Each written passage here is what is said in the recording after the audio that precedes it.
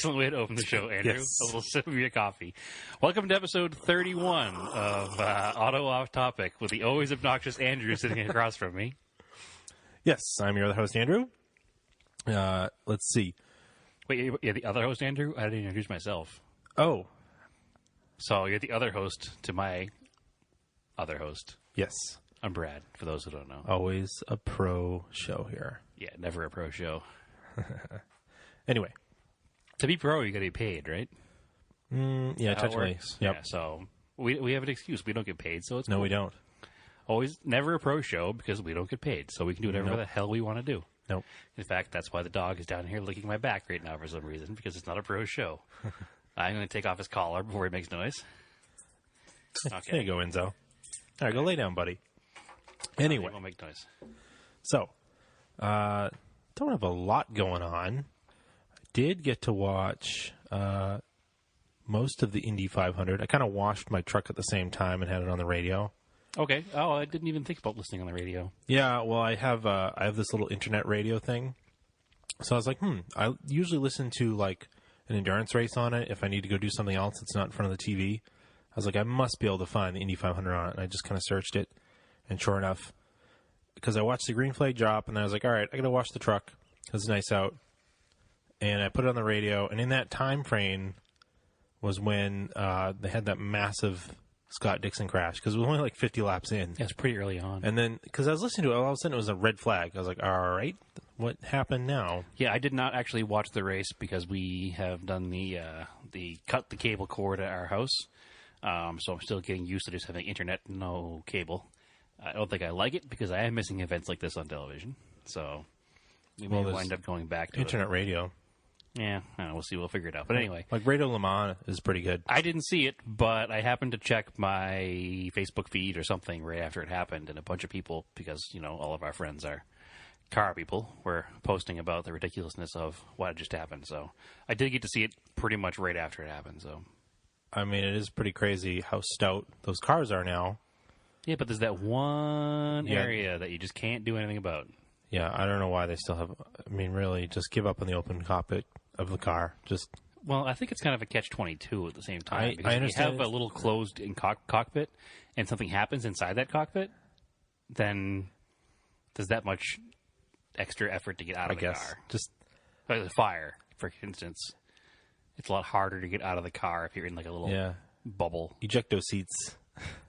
Yeah, well, you think of like a unlimited hydroplane boat. Yeah, They have that little capsule yeah. that's separate from everything else. So when the boat crashes, you know, the capsule goes. It looks like the space shuttle's landing capsule there, It just the shoots reentry off. capsule.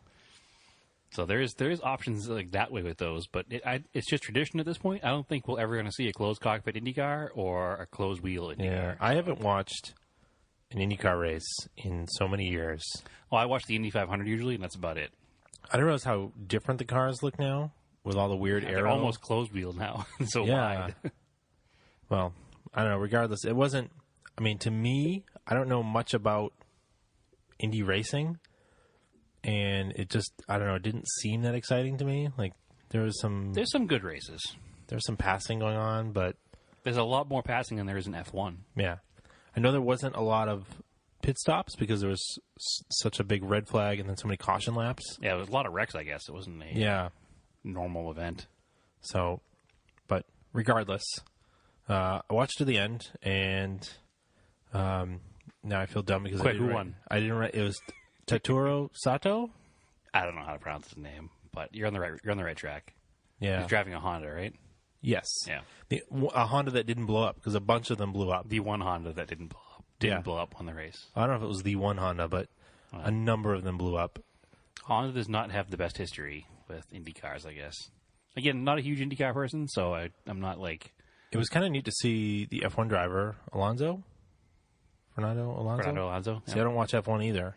But I do like how they were talking about him, and like I saw some of the qualifying days and some of the other days when I was at my parents' house. And I do like how they kept talking about him as like a rookie. I know. Yeah, isn't that funny? Like when Sebastian Loeb ran up Pikes Peak, he was a rookie. Yeah, in quotation marks. Sebastian Loeb, the rookie. Yeah. But I guess if like, LeBron James went and played in the European League, he would be a rookie there too. So it's just weird to say it. It's just because we know he's an F1 driver. He's not his first time behind the wheel. It's not like he's some 17-year-old kid from Indianapolis, Indiana, made good.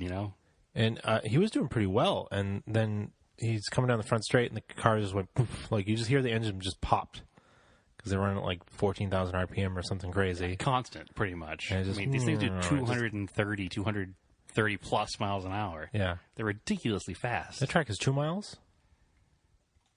Why do you go off quoting facts we don't know the answers to? I believe it's 2 miles because it's kind of almost like a rectangle with... Well, it's 250 laps, right? Rounded up corners.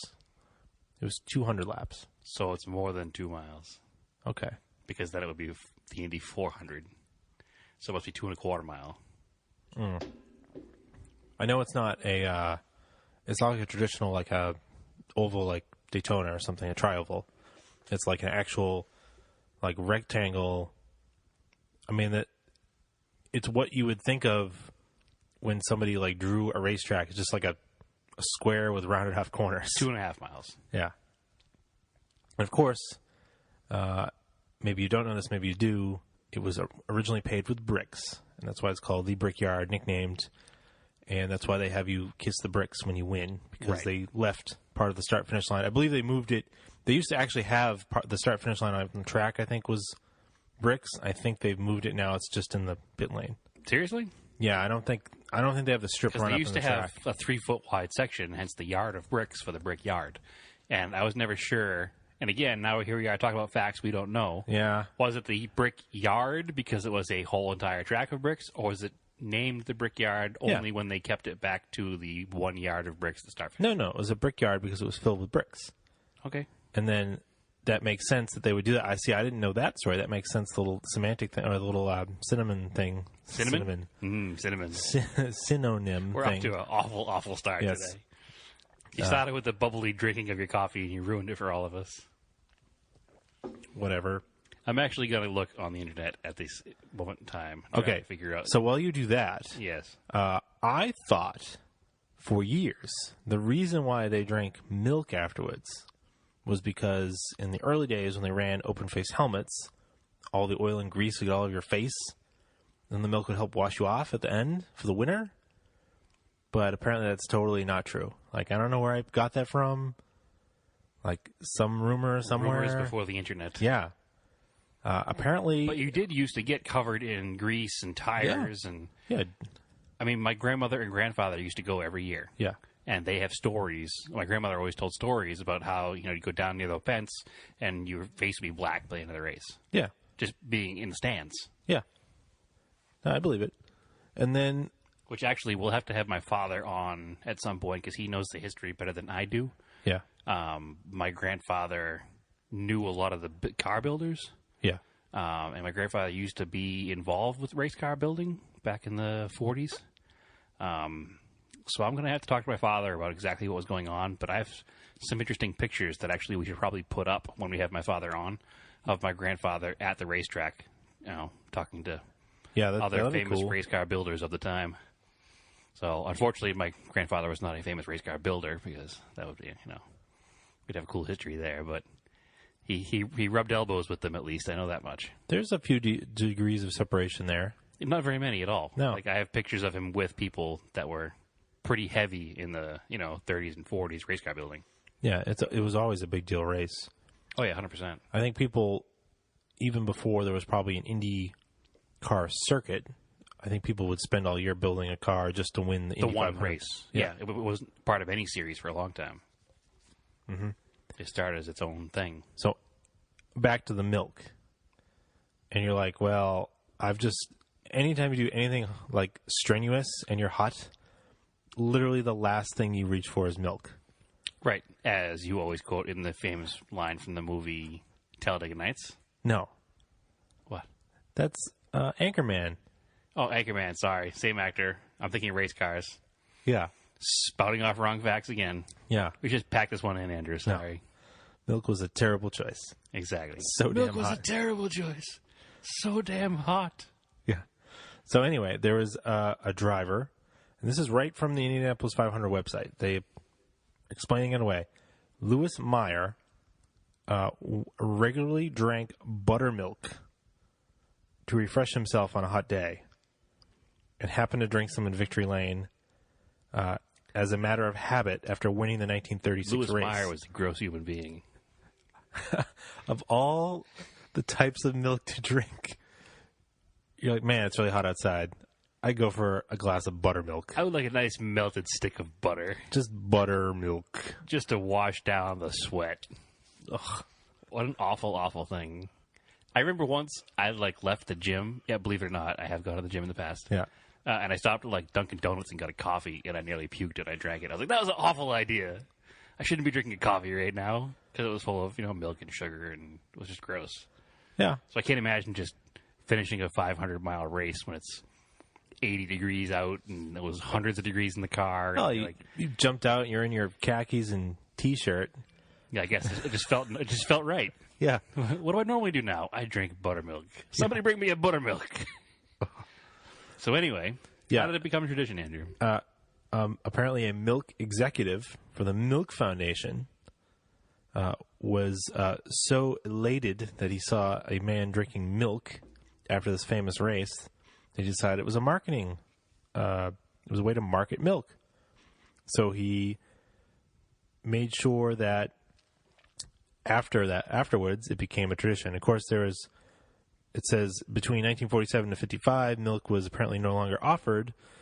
It was revived in 1956 and has been a tradition ever since. What years wasn't it offered? 1947 to 1955. Was there a milk shortage? Yeah, I don't know. Couldn't get one glass of milk for the poor guy? I don't know. Maybe, I don't know. They signed an exclusive deal with orange juice. Moxie? Yeah. I'm thinking Moxie because it was the 40s. Yeah. Normally, you guys drink this refreshing milk. The only thing less refreshing than milk is a nice cold glass of Moxie. That is true. Yep. Here's this carbonated molasses for you. Yeah. Well, that's interesting because I had always thought that it was the same reason you did, that it was to clean the faces and clean your mouth. And I don't know. Give me a water and I'll be happy. Yeah, even if you didn't drink the milk, but if your mouth was full of grease and oil and rubber, if you just swished it and spit it out, it'd probably make you feel better. Or if you ate a jalapeno before you finished the race. That is true. It would cool off your mouth. Yeah.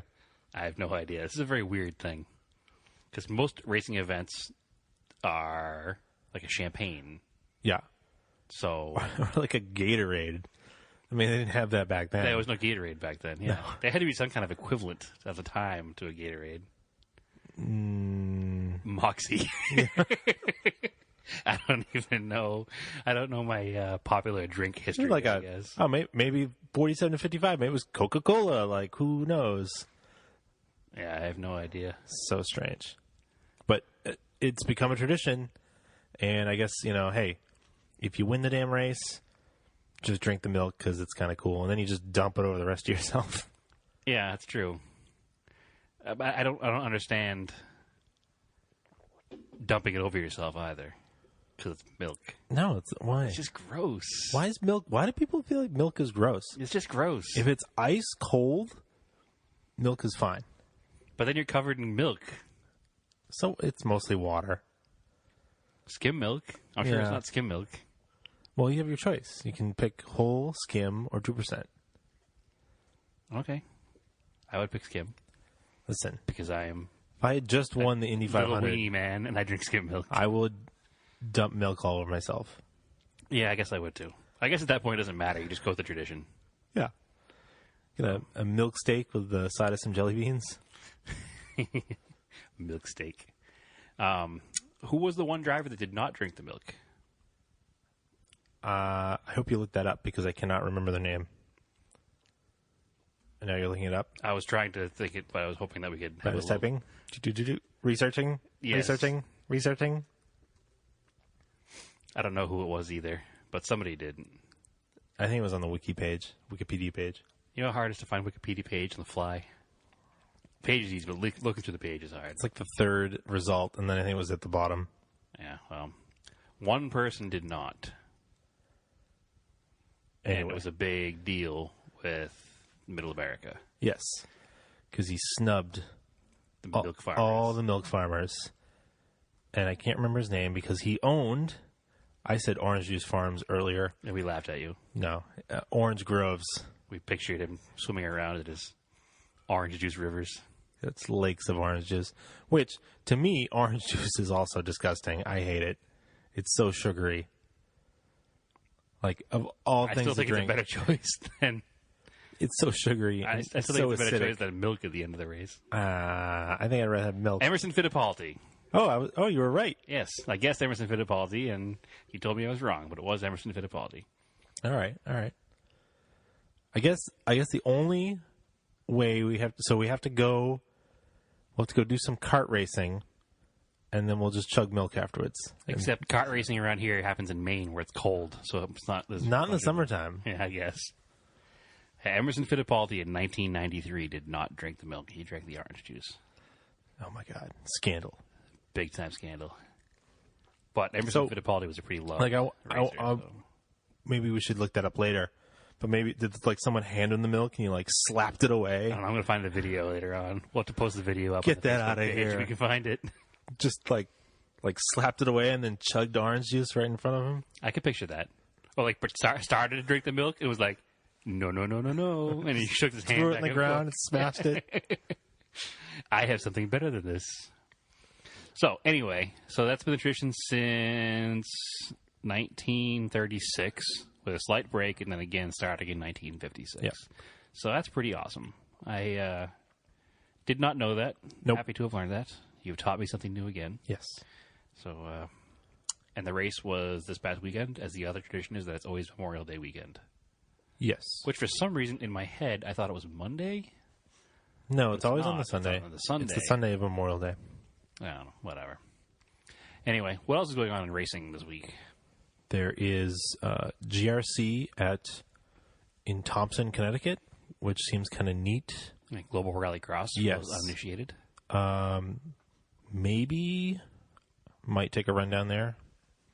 It would be interesting to see it and compare it to what the first rallycross event we saw was when it was at New Jersey Motorsports Park, like in 2011. I mean, the promo made it look pretty cool, but they do that. Yeah, that's it's the like purpose of a promo. It looks like old school door-to-door NASCAR with jumps and dirt. But I mean, you've watched GRC events, obviously. Yeah. So I mean, you kind of know what you're getting into. Yeah. But when we went the first season of Rallycross. What was the name of the series? It wasn't Global Rallycross yet. They were going to call it Rally Car. It was an iteration of Rally America. It was like basically what they did at the X Games, but on a touring stage. They were trying to make it a thing, and it didn't quite work out because it had all amateurs. These were people that owned single cars. They couldn't afford to wad up a car. We even know people in our local, like, cone-style rallycross that participated in the event. Yeah. So it's not... it wasn't something that was quite as exciting to watch as the 600-horsepower factory-backed GRC cars are. Yeah, that they can just, crack up. But it will be interesting to watch it. And it's Saturday and Sunday. Compare and contrast from what we did see before, so... So I think, and it's only like an hour and a half away, so I think maybe one of the days I should definitely try to run down and... Yeah, I'm not sure if I can yet or not. It's kind of a bit pricey for my life right now, but that $55 is better spent elsewhere at the moment, I think.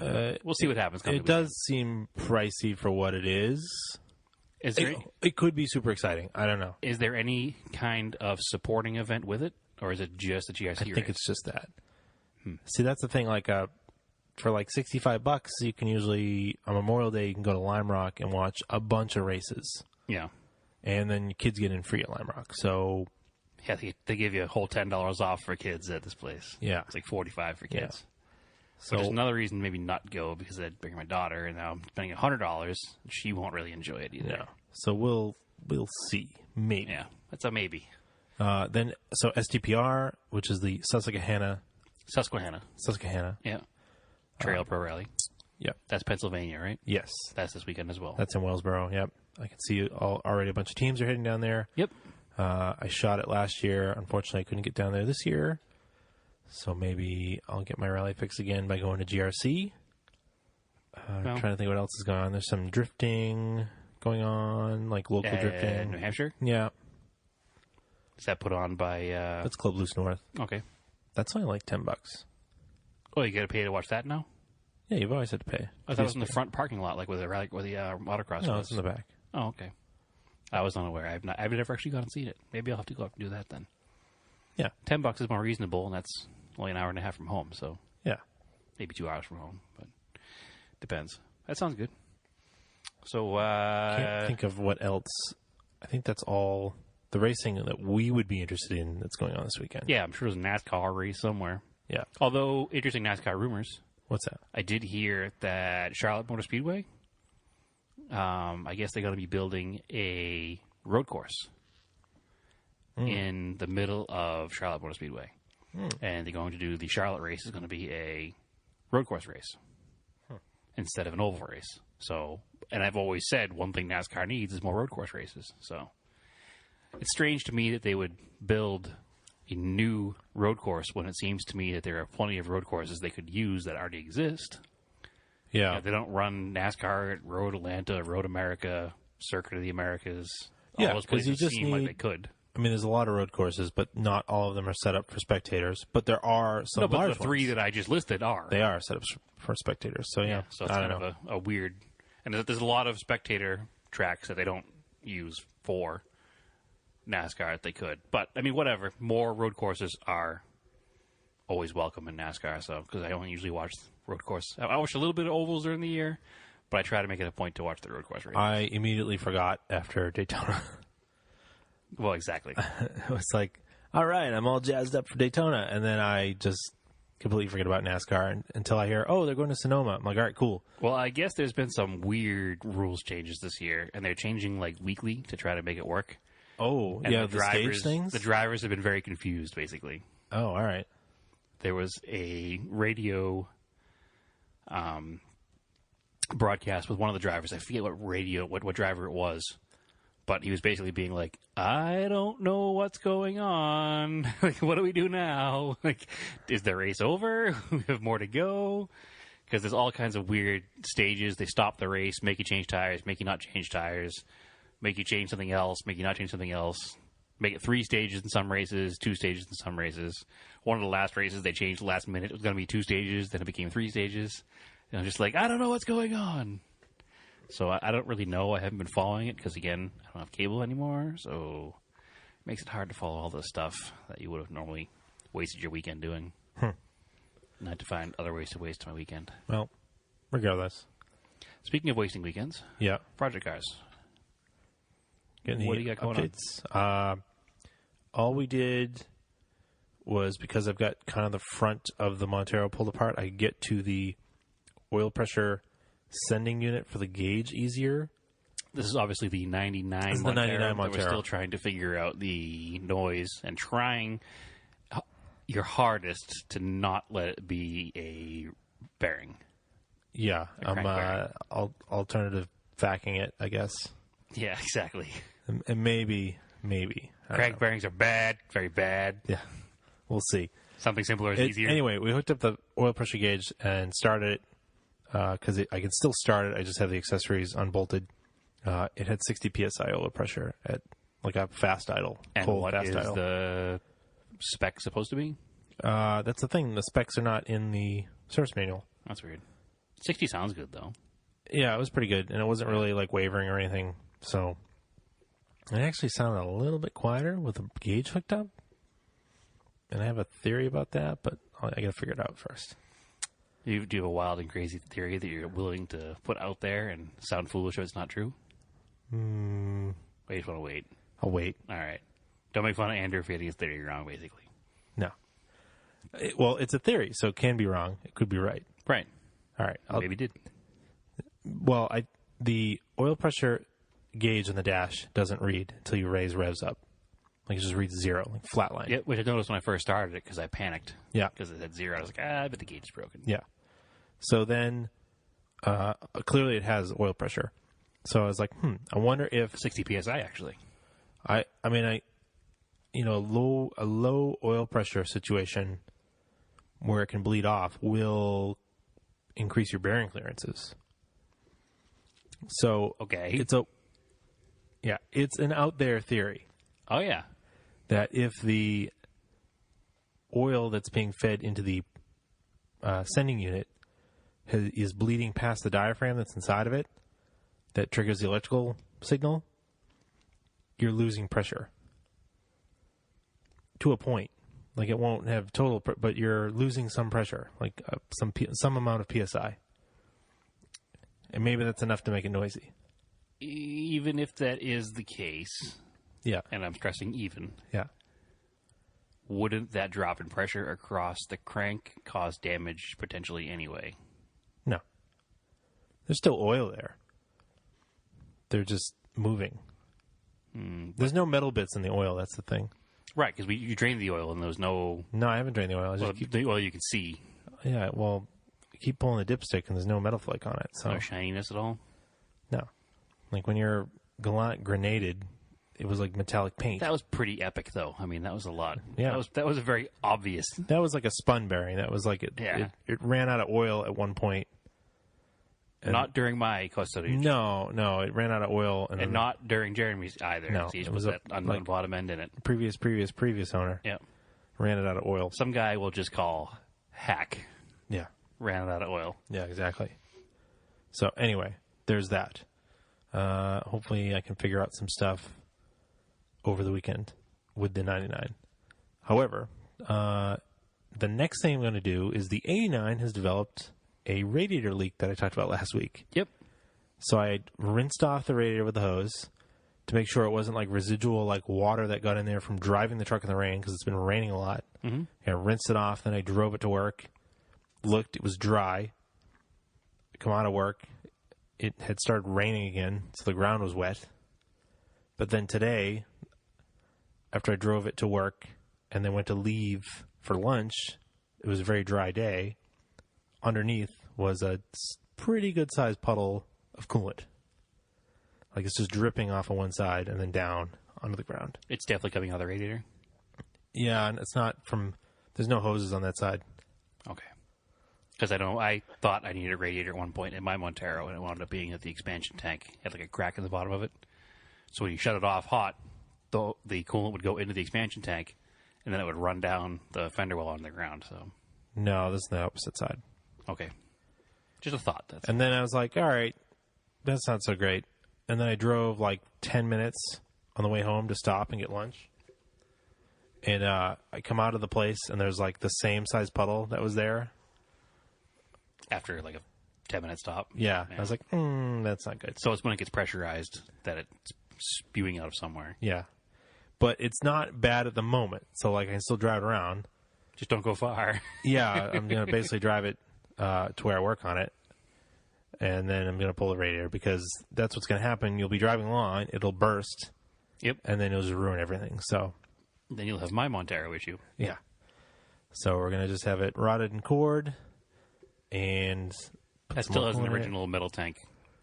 I think it's the original radiator. So 200,000 miles later. yeah. So And it's a pretty good life looks like cycle. we'll have a nice new radiator for the next owner. Yes. Please buy Andrew's Montero. Yes. We promise we will not sell it to you with a broken radiator. No, I'm going to fix that. I haven't touched the Gallant. I need to swap the mass air meter still. I don't know. I've been doing other stuff. Haven't gotten to it. Yeah. Well, we worked on Jordan's car again the other night. Oh, yeah. We can talk about that. Yeah. The Subaru we've talked about in the past that we rallied across a few times now. The one we had all the issues with. It's lived all its life in New England. Oh, 100%. Yeah. He was the second owner of it, and he's in New Hampshire, and it's always been up this way. So it has some rust. He never shied away from it driving in the wintertime, so... Nope. It has some rust. Nothing significant. It's just the trunk floor. There must have been a leak at some point, and it just kind of... It puddled. Moisture just sat in the bottom of the spare tire well. Yeah. So they developed a hole in the spare tire well. So we decided we should try to fix it. So we're not body men. And not welders, because By we want to any learn stretch how. of the imagination. The closest one to a welder out of us is me, and that's far from what I am. I've taken a welding class, put it that way. That's my experience of welding. So we decided to give it a go and weld it up. So we cut the panel out. We cut a nice square hole. And we cut a patch to fit that same square hole. We ground it down to nice bare metal all around and cleaned everything up and got it all, nice and shiny and ready to weld back together. Yeah. And had a really hard time doing it, unfortunately. Yeah. Well, you're learning. We are learning. But we realized the big error in our ways was we didn't clean the bottom of the metal.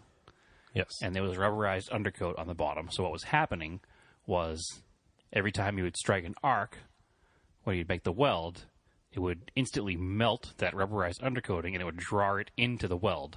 So it contaminated every weld we tried to make. So we decided to start from scratch, knock that whole panel back out, clean top and bottom this time, and give it a go again. So we kind of ran out of time. We'll try to do it again soon and get that piece in there, and we'll make it look professional by the time we're done. Just we made a rookie mistake, and we admit it. Well, didn't clean both sides of the metal. So. Once you get that dialed in, then you can start cranking away in the stereo. Oh, exactly. And cranking away everything we own that has rust, which is everything because we live in New England. Yeah. No, except my new truck. Right, because you bought it from Arizona. That doesn't count. That's true. Give it a year. No, I'm going to protect it. Yeah, well, still. So anyway, that's the small update on Jordan's car. It's all prepped, ready to go, sitting there waiting for us to get some time to go over there and do it again. Would you tell me the cold exhaust fell off? Yeah, my project car updates. I once again have a down date. Not a big deal, just a tailpipe. I've been using the car a lot, and I drove it to and from camp up in Maine, which is about 125 miles each way, which is a good distance for that car. Yeah. And on the way back, I pulled over to do something. I don't think I spilled the drink in the passenger side floorboards. I was cleaning it up. When I pulled back out on the road, I heard a clunk. I was like, oh, that was weird. And didn't think anything of it because everything seemed to be functioning properly. And when I got home, the tailpipe was completely disconnected. The muffler in that car is underneath, like, the passenger seat. Yeah. And then it has the pipe goes under the floor, up and over the rear axle. So the pipe was just like the rear hanger by the bumper was still in place, and the front of it was just resting on top of the rear axle. So that explains the clunky noise. So it's not a big deal. It just broke at a union, so I could just put a sleeve over it and clamp it or weld it in place and call it a day. So there's no undercoat there to worry about. Yeah, you can try welding it. So I can try welding that in there place. You go. So that happened. So a little down date on that one. However, the Camaro. Remember the Camaro? We talked about the issue with what I thought was a rear main seal. Yeah. Turns out it's not the rear main seal. No. Older cars have mechanical oil pressure gauges.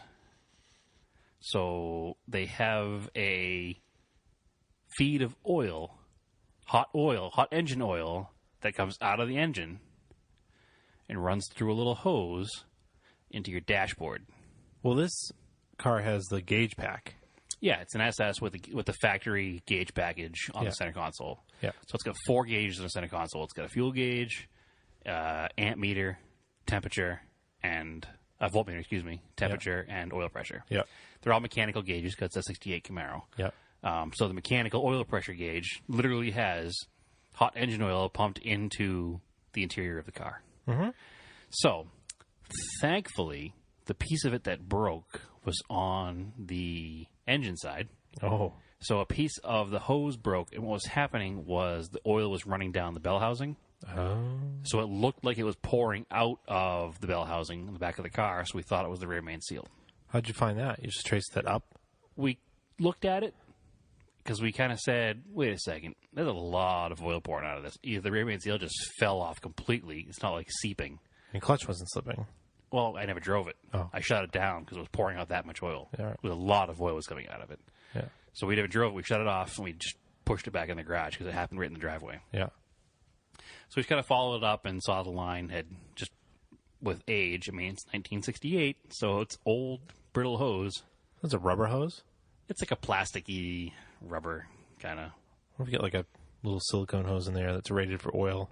Yeah, I haven't figured out what I'm going to put in there yet, but At least I don't have to pull a transmission out of the car. Well, the thing is, too, I'm sure, because it's a 68 Camaro, there is a replacement part for that. Literally, you could build one from a catalog, so everything in the car exists. Whether it's NOS or it's some improved part, I'm sure it exists. If it's an improved part that exists, that's what I'm going to use. Yeah. Because I don't care that much about... I can make an all-original car, but if I can make it better without ruining it, I'm going to. Yeah. So I don't mind doing stuff like that. Nobody will see it. Well, exactly. Yeah, put a better air They will filter see a in giant there. puddle of oil underneath it. So, Well, it wasn't the fact that it was a giant puddle of oil. It was just smoking like crazy because it was dumping right on the exhaust. oh yeah, oh that would be fun. Yeah, that's how I knew something was wrong. I started the car. It was warming up in the driveway. I went to the garage, closed the garage, turned around, and it was like engulfed in smoke.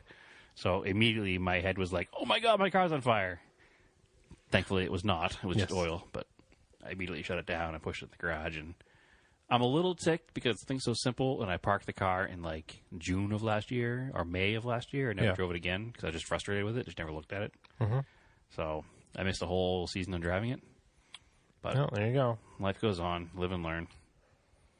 But so that's the that will be a project car update soon because I'll have actually done some work on it. Cool. And you've worked on some model kits? I haven't done any. Yeah, a couple project car updates, or one scale of project car updates, I guess. I started a new kit. I recently built that Colt Galant GTO, the 1/32nd scale one, which is an ARII kit. I don't know how to pronounce that. Is it RI?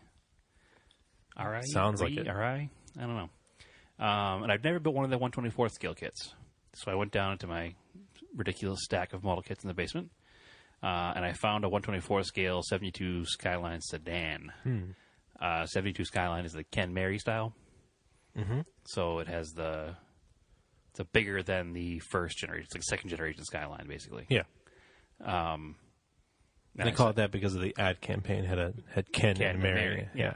So you see the Ken Mary logo, or the advertising logo was like the name Ken and Mary under an umbrella.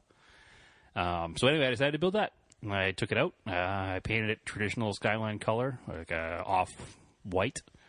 And I decided to go like super Japanese Shakotan style with a little set of deep dish Aoshima wheels with stretch walls. And should be an interesting little departure, little change of kit. So hopefully I'll get pictures of that one up as well pretty soon. But that's all I've really worked on for scale projects because summertime is here and it's time to dedicate time and effort to real cars. All right, cool. So is there I think there's a Cars and Coffee coming up this weekend. Andrew turning his phone off. There is Cars and Coffee. Oh, and of course, if you are on the West Coast, there is Radwood in San Francisco. Yeah, which you should definitely go to. Yes. Because it's for 80s and 90s cars. It is for most of the listeners of this podcast. Yeah. Because you're probably into 80s and 90s cars. 100%. People near us, this Sunday is the Seacoast Cars and Coffee. It's a new one.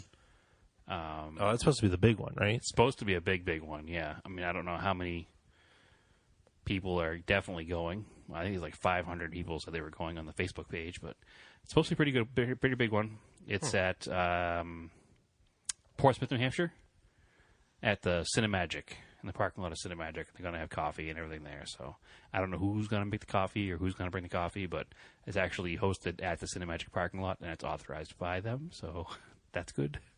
I think they had one there last year, and it was pretty big. So I think that might be what I try to do this Sunday. So that's Sunday, June 4th, 8 o'clock in the Cinemagic parking lot at Portsmouth. So hopefully I'll be there. Right, I know Al's going with his Escort. All right. So if you want to see a Mark II Escort, that'll be there. All right. I'll breaks in that last probably week, so. take a ride up then with you. Yeah, that's hopefully the plan. Gives me motivation to wash the Galant. If it runs. It runs fine. I drove it today. Oh, okay. It just really, you can't really lay into boost too fast. Okay. Well, I'll probably be going up in the Colt, so. Yeah. Because that should be the plan. Anyway. Yeah, I think Al's going in his Escort. I'll be hopefully taking the Colt. You'll take the Galant. My brother-in-law's going to go up in his Trans Am, I think. Yes. So, yeah, it should be a good time. All right, cool. Come on up. Join us up there. Anything else? I'll put a link to that up as well on the page later on tonight. No, I think I'm pretty satisfied. A little bit of a shorter episode this week. It was about 45 minutes or so. Yeah. You got a problem over there, Andrew? No, the Dead air. we're doing the coloring thing. And we'll bring that up next week. Okay. All right. We have something special for you guys. It's special because it's bigger than before. It's something we've done before, but a long-time listener. We'll bring it up now. Screw it. All right. Go ahead. Long-time listener, big-time, we'll call him Auto Off Topic superfan, Yes. Frank Eck. Thank you very much, Frank. Put together the coloring contest that we had done before, Yes. except he has contacted a bunch of people in the industry surrounding Mitsubishis. It's open to anybody, but it's specifically mostly Mitsubishi people. I know like Adventure Driven Designs is going to be on board, I think. He talked about them. Whether they're going to be on board or not, we don't care, but I'm not sure they are, so I can't really say that. But It's basically going to be a contest for some swag. Like, yeah, different companies that do things for Mitsubishis will be supplying the prizes. So it'll be, I don't know whether it be patches or T-shirts or hats or who knows what it'll be. yeah. But different It'll companies be will have simple different stuff like things. that. It won't be anything elaborate. Yeah. Just neat little swag stuff that. Yep. And we're actually working on talking to somebody at the company itself. So we'll see how that goes. I don't want to say too much yet, but yeah, so keep an eye out for that. There is a Facebook page for that coloring contest again. It's been shared to pretty much every Mitsubishi-centric Facebook page out there. So hopefully we have thousands of people that see it and a lot of people that aren't our listeners. Maybe we'll get involved and kind of make this thing a little bit bigger than before. So we'll see what happens. And again, I know I talked to Steve last week directly about not getting his coloring contest prize out to him, but we'll take care of that soon. Because that one's on us. This new one's not on us. This is on other people. Yeah. So that's all. All right.